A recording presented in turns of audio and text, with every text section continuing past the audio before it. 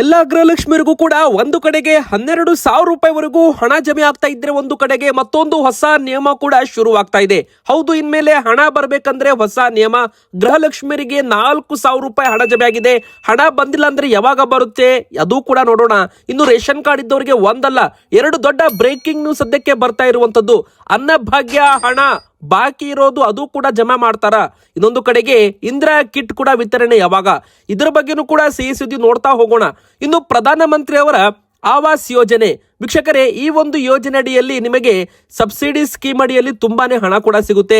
ನೀವು ಮನೆ ಕಟ್ಟಬಹುದು ಅಥವಾ ಮನೆ ಏನಾದ್ರೂ ಕಟ್ತಾ ಇದ್ರೆ ನಿಮಗೆ ಇದರಲ್ಲಿ ತುಂಬಾ ಉಪಯುಕ್ತಕರವಾದ ಮಾಹಿತಿ ಸಿಗಲಿದೆ. ಸೊ ವಿಡಿಯೋನ ಪೂರ್ತಿಯಾಗಿ ನೋಡಿ. ಇನ್ನು ಉಜ್ವಲ ಯೋಜನೆ ಬಗ್ಗೆನೂ ಕೂಡ ದೊಡ್ಡ ಒಂದು ಸಿಹಿ ಸುದ್ದಿ ವೀಕ್ಷಕರೇ. ಈ ಒಂದು ಯೋಜನೆ ಮೂಲಕ ನೀವು ಗ್ಯಾಸ್ ಸಿಲಿಂಡರ್ಗೆ ಸಬ್ಸಿಡಿ ಕೂಡ ಪಡ್ಕೋಬಹುದು, ಉಚಿತವಾಗಿ ಗ್ಯಾಸ್ ಸಿಲಿಂಡರ್ ಕೂಡ ಪಡ್ಕೋಬಹುದು, ಗ್ಯಾಸ್ ಸ್ಟೋವ್ ಕೂಡ ಪಡ್ಕೋಬಹುದು. ಅರ್ಜಿಯನ್ನ ಹೇಗೆ ಹಾಕಬೇಕು, ಮಹಿಳೆಯರಿಗೆ ಒಂದು ಸೂಪರ್ ಸಿಹಿ ಸುದ್ದಿ ಬಂದಿದೆ. ಇನ್ನು 6ನೇ ಗ್ಯಾರಂಟಿ ಕೂಡ ಕೊಡ್ತೀವಿ ಅಂತ DCM DK ಶಿವಕುಮಾರ್ ಸರ್ ಅವರು ಘೋಷಣೆಯನ್ನ ಮಾಡಿರುವಂತದ್ದು ವೀಕ್ಷಕರೇ. ಹೌದು, ಪಂಚ ಗ್ಯಾರಂಟಿ ಅಲ್ಲ, 6ನೇ ಗ್ಯಾರಂಟಿ ಕೂಡ ಈಗಾಗಲೇ ಒಂದು ಸುಳಿವನ್ನ ಸಿಕ್ಕಿರುವಂತದ್ದು. ಆ ಒಂದು 6ನೇ ಗ್ಯಾರಂಟಿ ಬಗ್ಗೆ ದೊಡ್ಡ ಬ್ರೇಕಿಂಗ್ ನ್ಯೂಸ್ ನೋಡ್ತಾ ಹೋಗೋಣ. ಇನ್ನು ಬಂಗಾರ ಮತ್ತು ಬೆಳ್ಳಿ ದರ ಮತ್ತೆ ಕುಸಿಯಲು ಪ್ರಾರಂಭವಾಗುತ್ತಾ? ಹೌದು ವೀಕ್ಷಕರೇ, ಈಗಾಗಲೇ ಡಾಲರ್ ಕೂಡ ಸ್ಟ್ರಾಂಗ್ ಆಗ್ತಾ ಇದೆ. ಮತ್ತೊಂದು ಕಡೆಗೆ FED ರೇಟ್ಸ್ ಆಗಿರಬಹುದು, ಬಂಗಾರ ಮತ್ತು ಬೆಳ್ಳಿಯಲ್ಲಿ ಇನ್ವೆಸ್ಟ್ಮೆಂಟ್ ಮಾಡೋರು ಕೂಡ ಈಗ ತುಂಬಾನೇ ಎಚ್ಚರಿಕೆಯಿಂದ ಇರಬೇಕಾಗುತ್ತೆ ಅಂತ ಹೇಳಲಾಗ್ತಾ ಇದೆ. ಬನ್ನಿ ಎಲ್ಲ ಕೂಡ ಡೀಟೇಲ್ ಆಗಿ ನೋಡ್ತಾ ಹೋಗೋಣ. ಎಲ್ಲ ಕೂಡ ಒಂದು ಮಾಹಿತಿ ನಿಮಗೆ ಸಿಗಲಿದೆ ವಿಡಿಯೋದಲ್ಲಿ. ನೀವು ಕೂಡ ಗೃಹಲಕ್ಷ್ಮಿ ಫಲಾನುಭವಿಗಳಾಗಿದ್ರೆ ಬೇಗನೆ ವಿಡಿಯೋಗೆ ಒಂದು ಲೈಕ್ ಮಾಡಿ. ರೇಷನ್ ಕಾರ್ಡ್ ಫಲಾನುಭವಿಗಳು ಕೂಡ ಲೈಕ್ ಮಾಡಿ, ಸಿಹಿ ಸುದ್ದಿ ಬಂದಿದೆ. ಹಾಗೆ ಕಮೆಂಟ್ ಅಲ್ಲಿ ಪ್ರತಿಯೊಬ್ಬರು ಕೂಡ ನಿಮ್ಮ ಊರಿನ ಹೆಸರನ್ನ ಕಮೆಂಟ್ ಮಾಡಿ ಈ ವಿಡಿಯೋ ಪೂರ್ತಿಯಾಗಿ ನೋಡಿ. ಗೃಹಲಕ್ಷ್ಮಿಯವರು ನಿಮಗೂ ಕೂಡ 25, 26ನೇ ಕಂತು ಹಣ ಜಮೆ ಆಯ್ತಾ, ಎಸ್ ಆರ್ ನೋ ಎಂಬುದರ ಮೂಲಕ ಬೇಗನೆ ಕಮೆಂಟ್ ಮಾಡಿ. ಹಾಗೆ ಸಬ್ಸ್ಕ್ರೈಬ್ ಕೂಡ ಮಾಡಿ, ಪಕ್ಕದಲ್ಲಿ ಕಾಣೋ ಬೆಲ್ ಐಕಾನ್ ಕೂಡ ಒತ್ತಿ. ವೀಕ್ಷಕರ, ಎಲ್ಲಾ ಗೃಹಲಕ್ಷ್ಮಿಯರಿಗೂ ಕೂಡ ದೊಡ್ಡ ಬ್ರೇಕಿಂಗ್ ನ್ಯೂಸ್. ಹಣ ಜಮೆ ಶುರುವಾಗಿದೆ. ಅಕೌಂಟ್ಗೆ ಹಣ ಜಮೆ ಬರೋ ಮೆಸೇಜ್ ಕೂಡ ಬರ್ತಾ ಇದೆ. ಎಲ್ಲಾ ಗೃಹಲಕ್ಷ್ಮಿಯರು ಕೂಡ ಈ ವಿಡಿಯೋ ಮುಗಿತಾ ಇದ್ದಂತೆ ನಿಮ್ಮ ಒಂದು ಬ್ಯಾಂಕ್ ಖಾತೆ ಚೆಕ್ ಮಾಡಿಕೊಳ್ಳಿ. ಎದಕ್ಕಂದ್ರೆ 4,000 ರೂಪಾಯಿ ಅಂದ್ರೆ 2 ಕಂತು ಹಣವನ್ನ ಬಿಡುಗಡೆ ಮಾಡಿದ್ದು ನಿಮಗೆ ಇನ್ನೂ ಕೂಡ ಹಣ ಬಂದಿಲ್ಲ ಅಂದ್ರೆ ಇದೇ ಒಂದು ಶಿವರಾತ್ರಿ ಹಬ್ಬದ ಒಳಗೆ ನಿಮ್ಮ ಅಕೌಂಟ್ಗೆ ಹಣ ಬಂದು ಜಮೆ ಆಗಲಿದೆ ವೀಕ್ಷಕರೇ. ಈಗಾಗಲೇ ನಿಮಗೆ ಗೊತ್ತಿರೋ ಹಾಗೆ 48,000 ರೂಪಾಯಿ ಹಣವನ್ನ ಜಮೆ ಮಾಡಲಾಗಿದ್ದು 24 ಕಂತು ಹಣವನ್ನ ಕಂಪ್ಲೀಟ್ ಆಗಿ ಸರ್ಕಾರ ಜಮೆ ಮಾಡಿತ್ತು. ಅದೇ ತರ ಈಗ ಮತ್ತೆ 2 ಕಂತು 4,000 ರೂಪಾಯಿ ಹಣ ಬಿಡುಗಡೆ ಮಾಡಿ 12-13 ದಿನ ಕಳೆದಿದೆ ವೀಕ್ಷಕರೇ. ಈಗಾಗಲೇ ಈ ಒಂದು ಹಣ ಜಮೆ ಆಗೋದಕ್ಕೆ ಶುರುವಾಗಿದೆ DBT ಮೂಲಕ. ದಯವಿಟ್ಟು ಈ ಗುಡ್ ನ್ಯೂಸ್ಗೆ ಒಂದು ಲೈಕ್ ಮಾಡಿ. ಈಗಾಗಲೇ 48,000 ರೂಪಾಯಿ ಬಿಡುಗಡೆ ಆಗಿತ್ತು, ಈಗ ಮತ್ತೆ 4,000 ರೂಪಾಯಿ ಬಿಡುಗಡೆ ಆಗಿದೆ. ಅಂದ್ರೆ 6 ಕಂತಿನಲ್ಲಿ 2 ಕಂತು ಮೈನಸ್ ಮಾಡಿದ್ರೆ ಇನ್ನು 4 ಕಂತು ಬಾಕಿ ಉಳಿಯುತ್ತೆ.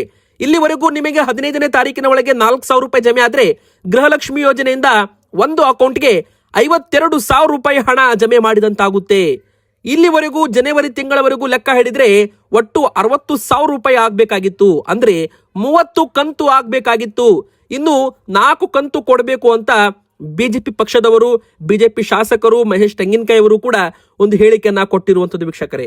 ಇನ್ನೊಂದು ಕಡೆಗೆ ಹೇಳೋದಾದ್ರೆ ಮುಖ್ಯವಾಗಿ ಎಲ್ಲಾ ಗೃಹಲಕ್ಷ್ಮಿಯರಿಗೂ ಕೂಡ ಬಾಕಿ ಹಣ ಹಂತ ಹಂತವಾಗಿ ಕ್ಲಿಯರ್ ಮಾಡಲಾಗುತ್ತೆ. ಈಗಾಗಲೇ ಒಂದು ಹೋದ ವರ್ಷದ ಫೆಬ್ರವರಿ ಮತ್ತು ಮಾರ್ಚ್ ತಿಂಗಳದ್ದು ಏನು 2 ತಿಂಗಳ ಹಣ ಚರ್ಚೆಗೆ ಕಾರಣವಾಗಿತ್ತು. ಆ ಒಂದು ಹಣ ಜಮೆ ಮಾಡಿಲ್ಲ ಅಂತ ಗೊತ್ತಾದ ನಂತರ ಆ ಒಂದು ಹಣ ಬಿಡುಗಡೆ ಕೂಡ ಮಾಡಲಾಗಿದೆ. ಈಗ ಜಮೆ ಆಗೋ ಪ್ರಕ್ರಿಯೆ ಕೂಡ ಶುರುವಾಗಿದೆ. ನಿಮಗೆ ಇನ್ನೂ ಕೂಡ ಹಣ ಬಂದಿಲ್ಲ ಅಂದ್ರೆ ಶಿವರಾತ್ರಿ ಹಬ್ಬದ ಒಳಗೆ ಹಣ ಜಮೆ ಆಗುತ್ತೆ. ನಂತರ ಒಂದು 2-3 ದಿನ ಬಿಟ್ಟು ಬ್ಯಾಂಕ್ ಖಾತೆ ಚೆಕ್ ಮಾಡಿಕೊಳ್ಳಿ. ಇನ್ನು ವೀಕ್ಷಕರೇ, ಬಾಕಿ ಇರೋದು ಅಕ್ಟೋಬರ್, ನವೆಂಬರ್, ಡಿಸೆಂಬರ್ ಹಾಗೂ ಈ ವರ್ಷದ ಜನವರಿ ತಿಂಗಳದ್ದು ಹಣ ಕೂಡ 4 ತಿಂಗಳದ್ದು 8,000 ರೂಪಾಯಿ ಹಾಕಿದ್ರೆ ಒಟ್ಟು 60,000 ರೂಪಾಯಿ. ಈಗ ಅದೇ ಮಾರ್ಚ್ 6 ಅಥವಾ 7ನೇ ತಾರೀಕಿನಂದು ಬಜೆಟ್ ಕೂಡ ಮಂಡನೆ ಆಗುವ ಸಾಧ್ಯತೆ ಇದೆ. ಬಜೆಟ್ ನಲ್ಲಿ ಪಂಚ ಗ್ಯಾರಂಟಿ ಯೋಜನೆಗಳಲ್ಲಿ ಅತಿ ದೊಡ್ಡ ಯೋಜನೆ ಅಂದ್ರೆ ಗೃಹಲಕ್ಷ್ಮಿ ಯೋಜನೆ. ಎಲ್ಲರಿಗೂ ಕೂಡ ಹಣ ಕೊಡಬೇಕು. 1,27 ಲಕ್ಷಕ್ಕೂ ಹೆಚ್ಚು ಫಲಾನುಭವಿಗಳು 50,000 ಕೋಟಿಗೂ ಅಧಿಕ ಹಣ ಇದಕ್ಕೆ ಮೀಸಲಿಡಲಿದ್ದಾರೆ ಅಂತಾನೂ ಕೂಡ ಹೇಳಲಾಗ್ತಾ ಇದೆ. ಹಂತ ಹಂತವಾಗಿ ಎಲ್ಲ ಬಾಕಿ ಹಣ ಕ್ಲಿಯರ್ ಆಗುತ್ತೆ ಗೃಹಲಕ್ಷ್ಮಿಯರಿಗೆ. ಇನ್ನು ವೀಕ್ಷಕರೇ, ಇನ್ನು ಮುಂದೆ ಜೀವಿತ ಪ್ರಮಾಣ ಪತ್ರ ಕೊಡೋದು ಕೂಡ ಕಡ್ಡಾಯ ಮಾಡಲಾಗುತ್ತೆ. ಇನ್ನು ಮೃತಪಟ್ಟವರ ಖಾತೆಗೆ ಹೋಗಿದ್ದ ಹಣವನ್ನ ವಾಪಸ್ ವಸೂಲಿ ಕೂಡ ಮಾಡಲಾಗುತ್ತೆ ಅಂತ ಹೇಳಿಕೆ ಒಂದು ಬಂದಿರುವಂತದ್ದು. ಹೌದು, ಗೃಹಲಕ್ಷ್ಮಿ ಯೋಜನೆ ಅಡಿಯಲ್ಲಿ ಈ ಒಂದು ಹಣ ದುರುಪಯೋಗವಾಗೋದನ್ನ ತಡೆಯಲು ನಾನಾ ಕಸರತ್ತು ಕೂಡ ಮಾಡಲಾಗ್ತಾ ಇದೆಯಾ. ಸತ್ತವರ ಖಾತೆಗೆ ಹಣ ಹೋಗ್ತಾ ಇದೆ. ಇದನ್ನ ತಡೆಯಲು ಅಂದ್ರೆ ಯೋಜನೆ ದುರುಪಯೋಗವಾಗೋದನ್ನ ತಡೆಯಲು ಇನ್ ಮುಂದೆ ಲೈಫ್ ಸರ್ಟಿಫಿಕೇಟ್ ಅಪ್ಲೋಡ್ ಮಾಡೋದು ಕೂಡ ಕಡ್ಡಾಯ. ಜೀವಿತ ಪ್ರಮಾಣ ಪತ್ರ ಕೊಡಬೇಕು ಅಂತ ಒಂದು ಹೊಸ ನಿಯಮ ಜಾರಿಗೆ ತರಬೇಕು ಅಂತ ಈಗಾಗಲೇ ಗ್ಯಾರಂಟಿ ಪ್ರಾಧಿಕಾರ ಉಪಾಧ್ಯಕ್ಷರು ಒಂದು ಮುಖ್ಯಮಂತ್ರಿ ಅವರಿಗೆ ಮನವಿ ಕೂಡ ಇಲ್ಲಿ ಮಾಡಿರುವಂತದ್ದು. ಜೀವಿತ ಪ್ರಮಾಣ ಪತ್ರ ಕೊಟ್ರೆ ಮಾತ್ರ ಪ್ರತಿ ವರ್ಷ ಒಂದು ಯೋಜನೆ ರಿನಿವಲ್ ಆಗುತ್ತೆ ಅಂತ ಹೇಳ್ಬೋದು. ಬನ್ನಿ ಈಗ ಎರಡನೇ ದೊಡ್ಡ ಬ್ರೇಕಿಂಗ್ ನ್ಯೂಸ್. ರೇಷನ್ ಕಾರ್ಡ್ ಇದ್ದವರಿಗೆ ಮೊದಲಿಗೆ ಎರಡು ದೊಡ್ಡ ಸಿಹಿ ಸುದ್ದಿ ಅಂತಾನೆ ಹೇಳ್ಬೋದು, ಒಂದು ದೊಡ್ಡ ಬ್ರೇಕಿಂಗ್ ನ್ಯೂಸ್. ವೀಕ್ಷಕರೇ, ಮೊದಲಿಗೆ ಹೇಳೋದಾದ್ರೆ ಅನ್ನಭಾಗ್ಯ ಯೋಜನೆಯಲ್ಲಿ ಬದಲಾವಣೆ ಆಗ್ತಾ ಇದೆ. ಇಂದಿರಾ ಕಿಟ್ ಕೂಡ ಕೊಡ್ತಾ ಇದ್ದಾರೆ. ಇನ್ನು ಮುಖ್ಯವಾಗಿ ಹೇಳ್ಬೇಕಂದ್ರೆ OTP ವಿತರಣೆ, ಅಂದ್ರೆ OTP ಮೂಲಕ OTP ಪಡೆದುಕೊಂಡು ಪಡಿತರ ವಿತರಣೆ ವ್ಯವಸ್ಥೆ ಕೂಡ ಜಾರಿಗೆ ಬರುತ್ತೆ.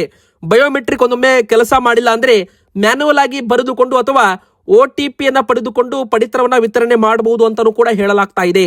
ಇನ್ನು ಮುಖ್ಯವಾಗಿ ಅನ್ನಭಾಗ್ಯದ ಹಣ ಮೊದಲು ಏನಾಗಿತ್ತು, ಯೋಜನೆ ಜಾರಿಗೆ ಬರ್ತಾ ಇದ್ದಂತೆ ಕರ್ನಾಟಕ ಸರ್ಕಾರದ ಹತ್ತಿರ ಅಕ್ಕಿ ಹೆಚ್ಚು ಸ್ಟಾಕ್ ಇರಲಿಲ್ಲ.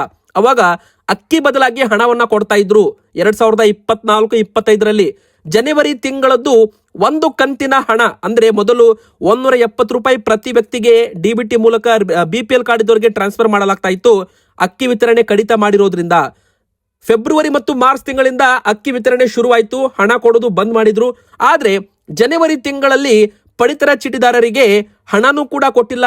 ಈ ಕಡೆ ಒಂದು ಕಡೆಗೆ ಪಡಿತರ ವಿತರಣೆ ಕೂಡ ಆಗಿಲ್ಲ ಅಂತ ಸರ್ಕಾರದ ಗಮನಕ್ಕೆ ಈಗಾಗಲೇ ಮಹೇಶ್ ತೆಂಗಿನಕಾಯಿ ಅವರು ತಂದಿದ್ದಾರೆ.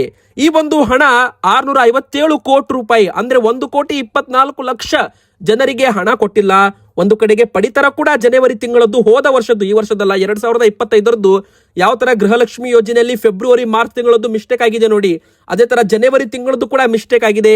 ಜಮೆ ಮಾಡಿಲ್ಲ ಹಣ, ಪಡಿತರ ವಿತರಣೆ ಮಾಡಿಲ್ಲ ಅಂತ ಹೇಳಲಾಗಿದ್ದು, ಆ ಒಂದು ಹಣ ಆದ್ರೂ ಕೊಡಿ, ಇಲ್ಲ ಆ ಒಂದು ಪಡಿತರ ಆದ್ರೂ ವಿತರಣೆ ಮಾಡಿ ಅಂತ ಈಗಾಗಲೇ ಒಂದು ಹೇಳಿಕೆಯನ್ನ ಮಹೇಶ್ ತೆಂಗಿನಕಾಯಿ ಕೊಟ್ಟಿದ್ದಾರೆ. ಇನ್ನು ಮುಖ್ಯವಾಗಿ ಅನ್ನಭಾಗ್ಯದ ಅಕ್ಕಿ ಹಣ ಕೊಡ್ತಾರಾ ಅಥವಾ ಅಕ್ಕಿಯನ್ನು ಹೆಚ್ಚುವರಿ ವಿತರಣೆ ಮಾಡ್ತಾರಾ ಮುಂದಿನ ತಿಂಗಳು, ಪ್ರಶ್ನೋತ್ತರ ವೇಳೆ ಇದರ ಬಗ್ಗೆ ಅಪ್ಡೇಟ್ ಬಂದ್ರೆ ನಾವು ನಿಮಗೆ ಕೊಡಲಿದ್ದೇವೆ. ಇನ್ನು ಮುಖ್ಯವಾಗಿ ಇಂದಿರಾ ಕಿಟ್ ಕೂಡ ವಿತರಣೆ ಇದೇ ಒಂದು ಮಾರ್ಚ್ ತಿಂಗಳಲ್ಲಿ ಶುರುವಾಗುತ್ತೆ. ಮಾರ್ಚ್ 10ನೇ ತಾರೀಕಿನ ಒಳಗೆ ಅನ್ನಭಾಗ್ಯ ಫಲಾನುಭವಿಗಳಿಗೆ ಅಡುಗೆ ಎಣ್ಣೆ, ಉಪ್ಪು, ಸಕ್ಕರೆ, ತೊಗರಿಬೇಳೆ ಈ 4 ವಸ್ತುಗಳನ್ನು ಕೂಡ ಉಚಿತವಾಗಿ ಕೊಡಲಾಗುತ್ತೆ. ಅಕ್ಕಿ ಬದಲಾಗಿ ಇಂದಿರಾ ಕಿಟ್ ಅನ್ನ ಕೊಡ್ತಾ ಇದ್ದಾರೆ. ಇನ್ನು ಕೇಂದ್ರ ಸರ್ಕಾರದ ಅಕ್ಕಿ ಅಂತೂ ವಿತರಣೆ ಮಾಡ್ತಾರೆ. ಅಕ್ಕಿ ಬದಲಾಗಿ ರಾಜ್ಯ ಸರ್ಕಾರ ಅಕ್ಕಿ ಬದಲಾಗಿ ಇಂದಿರಾ ಕಿಟ್ ಅನ್ನ ವಿತರಣೆ ಮಾಡ್ತಾರೆ. ಇನ್ನು ವೀಕ್ಷಕರೇ, 6ನೇ ಗ್ಯಾರಂಟಿಯಾಗಿ ಭೂಮಿ ಗ್ಯಾರಂಟಿ ಅಂತ DCM DK ಶಿವಕುಮಾರ್ ಅವರು ಘೋಷಣೆ ಮಾಡಿದ್ದಾರೆ. ವೀಕ್ಷಕರೇ, ಹೌದು, ಚುನಾವಣೆ ಮುಂಚೆನೆ 6ನೇ ಗ್ಯಾರಂಟಿ ಜಾರಿ ಬಗ್ಗೆ DCM DK ಶಿವಕುಮಾರ್ ಅವರು ಒಂದು ಸುಳಿವನ್ನ ಕೊಟ್ಟಿರುವಂತದ್ದು. ಈಗಾಗಲೇ ರಾಜ್ಯ ಸರ್ಕಾರದ 1,000 ದಿನ ಪೂರೈಕೆ ಆಗ್ತಾ ಇರೋ ಹಿನ್ನೆಲೆ 6ನೇ ಗ್ಯಾರಂಟಿಯಾಗಿ ಭೂಮಿ ಗ್ಯಾರಂಟಿ ಯೋಜನೆ ಜಾರಿಗೆ ತರೋದಾಗಿ DCM DK ಶಿವಕುಮಾರ್ ಅವರು ಘೋಷಣೆಯನ್ನ ಮಾಡ್ತಾ ಇರುವಂತದ್ದು. ಮುಂದಿನ ಚುನಾವಣೆಯಲ್ಲೂ ಕೂಡ ಕಾಂಗ್ರೆಸ್ ಪಕ್ಷ ಅಧಿಕಾರಕ್ಕೆ ಬಂದ್ರೆ 5 ಗ್ಯಾರಂಟಿ ಇರಲ್ಲ, 5 ಗ್ಯಾರಂಟಿ ಅಂತೂ ಕಂಟಿನ್ಯೂ ಆಗುತ್ತೆ. ಇದರ ಜೊತೆಗೆ 6ನೇ ಗ್ಯಾರಂಟಿಯಾಗಿ ಹೊಸ ಯೋಜನೆ ಕೂಡ ಜಾರಿಗೆ ಬರುತ್ತೆ. ರಾಜ್ಯ ಕಾಂಗ್ರೆಸ್ ಸರ್ಕಾರ ಆಡಳಿತಕ್ಕೆ ಬಂದು 1,000 ದಿನಗಳು ಕಳೆದಿವೆ. 6ನೇ ಗ್ಯಾರಂಟಿ, ಭೂಮಿ ಗ್ಯಾರಂಟಿ ಜಾರಿ ಮಾಡಲಾಗಿದೆ ಅಂತ DCM DK ಶಿವಕುಮಾರ್ ಅವರು ಕೂಡ ಒಂದು ಘೋಷಣೆಯನ್ನ ಮಾಡ್ತಾ ಇದ್ದಾರೆ. ಹೌದು, ಇದಕ್ಕೆ ಭೂ ಗ್ಯಾರಂಟಿ ಸ್ಕೀಮ್ ಅಂತಾನೂ ಕೂಡ ಕರಿಬಹುದು. ಇದು 6ನೇ ಗ್ಯಾರಂಟಿಯಾಗಿ ಪರಿಚಯ ಮಾಡಲಾಗುತ್ತೆ. ಈ ಯೋಜನೆಯಡಿಯಲ್ಲಿ ಭೂಮಿ ಪತ್ರಗಳನ್ನ ವಿತರಣೆ ಮಾಡೋದಾಗಿರ್ಬೋದು, ಅರ್ಹ ಫಲಾನುಭವಿಗಳಿಗೆ ಮನೆ ನಿರ್ಮಿಸಿಕೊಳ್ಳಲು ಭೂಮಿ ಅಥವಾ ನಿವೇಶನ ಹಕ್ಕು ಪತ್ರಗಳನ್ನ ವಿತರಣೆ ಮಾಡೋದಾಗಿರ್ಬೋದು, ಉಪಮುಖ್ಯಮಂತ್ರಿ ಅವರು DK ಶಿವಕುಮಾರ್ ಅವರು ತಿಳಿಸಿದ್ದಾರೆ. ಇದು ಉದ್ದೇಶ ನಮ್ಮ ರಾಜ್ಯದ ಜನರಿಗೆ ಭೂಮಿ ಅಥವಾ ವಸತಿ ಹಕ್ಕು ಒದಗಿಸುವುದು, ಹಕ್ಕು ಪತ್ರಗಳನ್ನ ಹಸ್ತಾಂತರಿಸುವ ಮೂಲಕ ಗ್ಯಾರಂಟಿಗಳನ್ನ ಜಾರಿ ಮಾಡೋದು. ಈ ಯೋಜನೆ ನಮ್ಮ ರಾಜ್ಯದಲ್ಲಿ ವಸತಿ ರೈತರಿಗೆ ಅನುಕೂಲ ಕಲ್ಪಿಸಿಕೊಡೋದು ಅಂತಾನೂ ಕೂಡ ಹೇಳಲಾಗಿದೆ. ಇನ್ನೊಂದು ಕಡೆಗೆ ಪ್ರಧಾನಮಂತ್ರಿಯವರ ಆವಾಸ್ ಯೋಜನೆ ಬಗ್ಗೆನೂ ಕೂಡ ಒಂದು ಬಂಪರ್ ಒಂದು ಸಿಹಿ ಸುದ್ದಿ ಕೂಡ ಇಲ್ಲಿ ಬಂದಿರುವಂತದ್ದು. ವೀಕ್ಷಕರೇ, ನೀವೇನಾದ್ರೂ ಮನೆ ಕಟ್ತೀರಾ ಅಥವಾ ಮನೆ ಕಟ್ಟಲು ಪ್ಲಾನಿಂಗ್ ಮಾಡ್ತಾ ಇದ್ದೀರಾ, ಇದು ಒಂದು ಪ್ರಧಾನಮಂತ್ರಿಯವರ ಆವಾಸ್ ಯೋಜನೆ ಕೇಂದ್ರ ಸರ್ಕಾರದ ಮಹತ್ವಾಕಾಂಕ್ಷಿ ಯೋಜನೆ ಆಗಿದೆ. ನಗರ ಮತ್ತು ಗ್ರಾಮೀಣ ಪ್ರದೇಶದ ಬಡವರಿಗೆ ಕೈಗೆಟುಕುವ ದರದಲ್ಲಿ ಸೂರು ಕಲ್ಪಿಸಿಕೊಡೋ ಗುರಿ ಹೊಂದಿರುವಂತದ್ದು.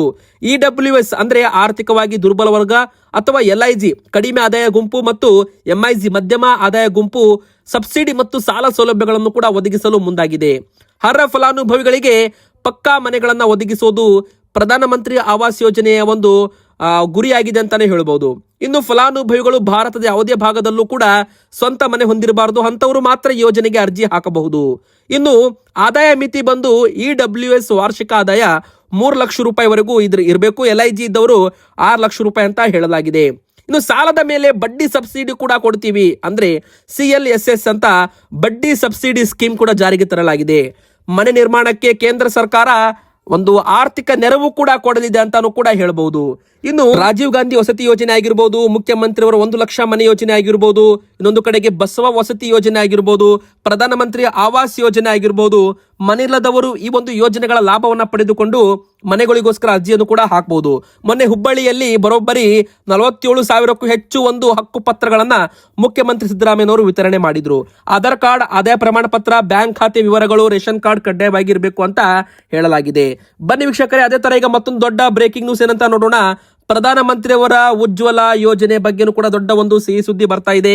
ಹೌದು, ನೀವು ಕೂಡ ಪ್ರಧಾನಮಂತ್ರಿಯವರ ಉಜ್ವಲ ಯೋಜನೆಯಡಿಯಲ್ಲಿ ಗ್ಯಾಸ್ ಸಿಲಿಂಡರ್ ಪಡ್ಕೋಬಹುದು ಒಂದು ಉಚಿತವಾಗಿ. ಅದೇ ತರ ಸಬ್ಸಿಡಿ ಕೂಡ ಪಡೆದುಕೊಳ್ಬಹುದು. ಇಲ್ಲಿ ಮುಖ್ಯವಾಗಿ ಹೇಳಬೇಕಂದ್ರೆ LPG ಸಂಪರ್ಕ ಒದಗಿಸೋದು ಕೇಂದ್ರ ಸರ್ಕಾರದ ಒಂದು ಪ್ರಮುಖ ಯೋಜನೆ ಆಗಿದೆ. ಈ ಒಂದು ಯೋಜನೆ BPL ಕಾರ್ಡ್ ಇದ್ದ ಗ್ರಾಮೀಣ ಮಹಿಳೆಯರಿಗೆ ಉಚಿತ LPG ಸಂಪರ್ಕ ಒದಗಿಸುವ ಕೇಂದ್ರ ಸರ್ಕಾರ ಯೋಜನೆ ಆಗಿದೆ.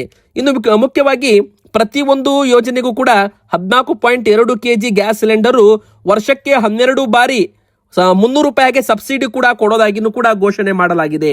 18 ವರ್ಷ ಮೇಲ್ಪಟ್ಟ ಮಹಿಳೆಯರು BPL ಪಡಿತರ ಚೀಟಿ ಹೊಂದಿದ್ರೆ ಮನೆಯಲ್ಲಿ ಬೇರೆ ಯಾವುದೇ LPG ಸಂಪರ್ಕ ಇಲ್ಲ ಅಂದ್ರೆ ನೀವೊಂದು ಯೋಜನೆಗೆ ಅರ್ಜಿಯನ್ನ ಹಾಕಬಹುದು. ಮೊದಲು ಜನರು ಕಲ್ಲಿದ್ದಲು ಬಳಕೆ ಮಾಡಿ ಒಲೆ ಬಳಕೆ ಮಾಡ್ತಾ ಇದ್ರೆ ಅವರು ಯೋಜನೆಗೆ ಅರ್ಜಿಯನ್ನ ಹಾಕಬಹುದು. ಉಚಿತ LPG ಸಂಪರ್ಕ, ಮೊದಲ ಸಿಲಿಂಡರು, ಮರುಪೂರ್ಣ ರಿಫಿಲ್ ಮತ್ತು ಸ್ಟವ್ ಕೂಡ ಉಚಿತವಾಗಿ ಕೊಡಲಾಗುತ್ತೆ. ಪ್ರಧಾನಮಂತ್ರಿಯವರ ಉಜ್ವಲ ಯೋಜನೆ ಅಂದ್ರೆ PMUY ಅಂತ ಒಂದು ವೆಬ್ಸೈಟ್ ಇದೆ, ಅಥವಾ ಮೈ ಸ್ಕೀಮ್ ಅಂತ ವೆಬ್ಸೈಟ್ ಇದೆ, ಅಥವಾ ನೀವು ಹತ್ತಿರದ LPG ವಿತರಕರಲ್ಲಿ ಹೋಗಿ ಅರ್ಜಿಯನ್ನ ಹಾಕಬಹುದು. Aadhaar card, BPL card, bank passbook ಮತ್ತು ಪಾಸ್ಪೋರ್ಟ್ ಅಳತೆ ಭಾವಚಿತ್ರ ಕಡ್ಡಾಯವಾಗಿ ಹೊಂದಿರಬೇಕು. ಇನ್ನು ಉಜ್ವಲ ಯೋಜನೆ 2.0 ಅಡಿಯಲ್ಲಿ ವಲಸೆ ಕಾರ್ಮಿಕರಿಗೂ ಕೂಡ ಈ ಒಂದು ಸೌಲಭ್ಯವನ್ನ ವಿಸ್ತರಣೆ ಮಾಡಲಾಗಿದೆ. ವೀಕ್ಷಕರೇ, ಬನ್ನಿ ಈಗ ಕೊನೆಯದಾಗಿ ಬಂಗಾರ ಮತ್ತು ಬೆಳ್ಳಿ ದರದ ಬಗ್ಗೆನೂ ಕೂಡ ಅಪ್ಡೇಟ್ ಬರ್ತಾ ಇದೆ. ಯಾಕಂದ್ರೆ ಬಂಗಾರ ಮತ್ತು ಬೆಳ್ಳಿ ದರ ಮತ್ತೆ ಇಳಿಕೆ ಆಗೋ ಚಾನ್ಸ್ ಇದೆ ಅಂತ ಒಂದು ಕಡೆಗೆ ಹೇಳಲಾಗ್ತಾ ಇದೆ. ಇನ್ನೊಂದು ಕಡೆಗೆ ಬಂಗಾರ ಬೆಳ್ಳಿ ದರ ಇಳಿಕೆ ಆಗಿದ್ರೂ ಕೂಡ ಡಾಲರ್ ಸ್ಟ್ರಾಂಗ್ ಆಗ್ತಾ ಇದ್ರೆ ಬೆಳ್ಳಿ ಮತ್ತು ಬಂಗಾರ ಇಳಿಕೆ ಆಗೋ ಚಾನ್ಸ್ ಕೂಡ ಕಂಡು ಬರ್ತಾ ಇದೆ. ಈಗ ಬಂಗಾರ ಮತ್ತು ಬೆಳ್ಳಿ ದರದಲ್ಲಿ ಹೂಡಿಕೆ ಮಾಡಬೇಕಾ ಬೇಡವಾ, ಮತ್ತಷ್ಟು ಇಳಿಕೆ ಆಗುತ್ತಾ ಬಂಗಾರ? ನಿಮ್ಮ ಅನಿಸಿಕೆ ಏನು ಅಂತ ಕಮೆಂಟ್ ಮಾಡಿ. ನಮ್ಮ ಪ್ರಕಾರ ಹೇಳೋದಾದ್ರೆ ಜಿಯೋ ಪೊಲಿಟಿಕಲ್ ಟೆನ್ಷನ್ಸ್ ಅಂದ್ರೆ ಯುದ್ಧ ಪರಿಣಾಮಗಳು ಮತ್ತೆ ಹೆಚ್ಚಾದ್ರೆ ಅವಾಗ ಬಂಗಾರ ಬೆಳ್ಳಿ ದರ ಏರಿಕೆ ಆಗುತ್ತೆ. ಸದ್ಯಕ್ಕೆ ಎಲ್ಲ ಕೂಡ ಕೂಲ್ಡನ್ ಆಗಿರೋದ್ರಿಂದ ಬಂಗಾರ ಬೆಳ್ಳಿ ಇಳಿಕೆ ಆಗೋ ಚಾನ್ಸ್ ಕಂಡು ಬರ್ತಾ ಇದೆ. ಆದ್ರೆ ಅಧಿಕೃತವಾಗಿ ಏನು ಕೂಡ ಹೇಳೋಕ್ ಬರಲ್ಲ. ಈಗ ಮತ್ತೆ 1,200 ರೂಪಾಯಿ ಬಂಗಾರದ ಬೆಲೆ ಇಳಿಕೆ ಆಗಿದ್ರೆ 10 ಗ್ರಾಮ್ ಮೇಲೆ 1,58,400 ರೂಪಾಯಿ ಆಗಿದೆ. 10 ಗ್ರಾಮ್ 24 ಕ್ಯಾರೆಟ್ ಚಿನ್ನ. ಅದೇ ತರ ಬೆಳ್ಳಿ ಕೂಡ ಈಗ ಮತ್ತೆ 5,000 ರೂಪಾಯಿ ಏರಿಕೆ ಆಗೋದ್ರ ಮೂಲಕ 2,90,000 ರೂಪಾಯಿ ಇದ್ದದ್ದು 2,95,000 ರೂಪಾಯಿ ಆಗಿದೆ 1 kg ಮೇಲೆ. ನಿಮ್ಮ ಅನಿಸಿಕೆ ಕಮೆಂಟ್ ಮಾಡಿ, ವಿಡಿಯೋಗೆ ಲೈಕ್ ಮಾಡಿ, ನಮ್ಮ ಚಾನಲ್ಗೆ